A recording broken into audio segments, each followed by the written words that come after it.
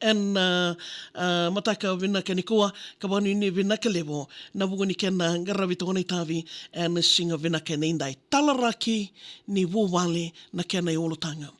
Waka turanga saka kina nonda vendela ni abutambo serikali takimanda yani na lenga mbimbi ni lomango nongo mata wawale kena kaliraki awa ematango ni wakarosatu na meda ena nona rabu nongo wawale taumanda au kena ngoni ndumbolo karau ngasini wuli ruaruana nongo itumbutumbu une raka malua toka na wuni da nona dhundru rautawasi kina nangasi isa waka tumbulu lubo nongo mbula tinango au nona kalomani susungi ve yao sana mailingan duataki nio turanga tamango sandomona induatani tolu kina nalvena merto toki ki walangi irongo ni lolama bagatina sanga ni mundoki sanga ni laurei bagandua vinau na vivutuni edolata ngalu toka nga na itabi ni susungi suva grama sandewa daki anikina na nongo buli dua diwa au sawa kawatitaki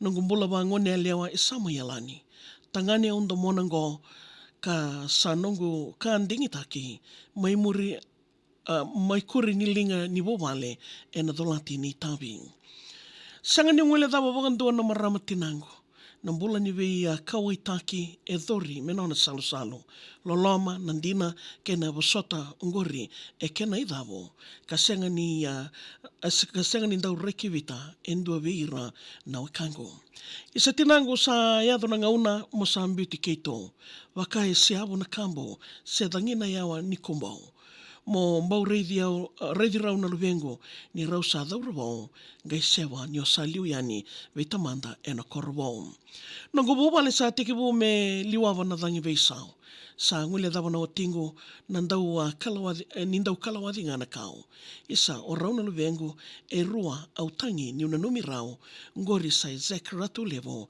ke ratu chekesoni katonimbao toso tinga o unida ke na nona rau Rosei bando vitu yambaki kasandeitu elomango isa na keito vale waka vetina ni samai kama yawo ikuritu ni walolama ke nararawa ni lomango ngauna mosimosi ni nito sana mai vetao sei sangai endua na wali na ndrengo misana libei ni sa senga na neto wale me keito na tiko lievei au wasa verona ngone to velomani kanuindei au wakandi taki rau na luvengo na wuku ni nei tau lenga.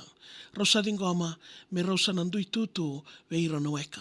Wali ni daka au somi rumo na mbura ni alewa vei tawa sei sanga ni dingoma isa sa kena mandingi beka. Raili suwa na nei tau mbula nongu susungi dake mai.